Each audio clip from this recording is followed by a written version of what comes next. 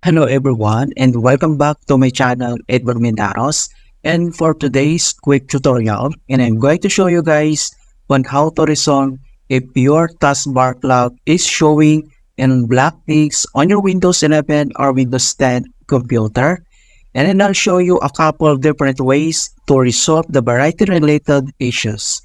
And without further ado, and let's go ahead. So all you have to do is to open up on search menu. And then dito ay kailangan mo nang i-type yung settings. And then click mo lang dito yung open.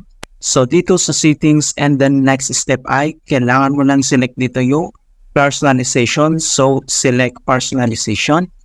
And then next step is scroll down and then select colors. So itap mo lang tong colors. Okay, so dito sa colors and then dito lang sa choose your mode.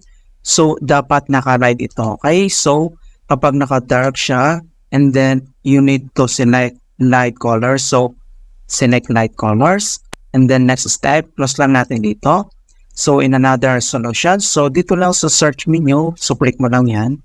And then type mo lang dito yung CMD or tinatawag na command prompt.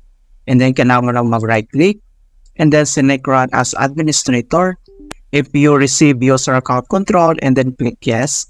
So dito sa administrator command prompt ay kailangan lang natin i-copy itong link na to. So ilalagay ko to sa description box, itong command keyword na to. And then copy lang natin yan. And then next, paste natin yan. Alright, so once na paste na natin dito, ang gagawin natin ay close lang natin sa CMD. And then kailangan mo lang mag-restart dito sa start menu. Okay, so click mo na ito restart. In hope na na-resolve yung issues. But if the error still persists, and next, you need to do the another solutions. So same, click on a search menu, and then dito ay type mo na dito yung CMD. And then next, kailangan mo nang mag-right click and select run as administrator. If you receive user account control, and then click yes. Okay, so dito sa administrator command prompt ay kailangan mo lang i-type yung command keyword na sfc /scan now.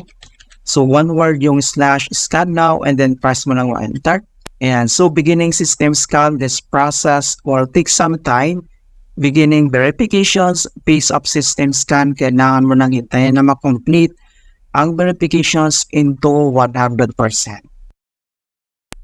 Okay, so makikita mo dito na verifications 100% complete. So ang next step, close lang natin tong CMD. And then dito lang si start menu at kailangan mo lang mag-restart. Okay, so click pa lang ito. Alright, so ganoon lang po kasimple on how to fix taskbar clock showing in black text in Windows 11 or Windows 10. And please don't forget to like this video, subscribe to my channel for more quality content. Thank you guys, and see you in my next tutorial.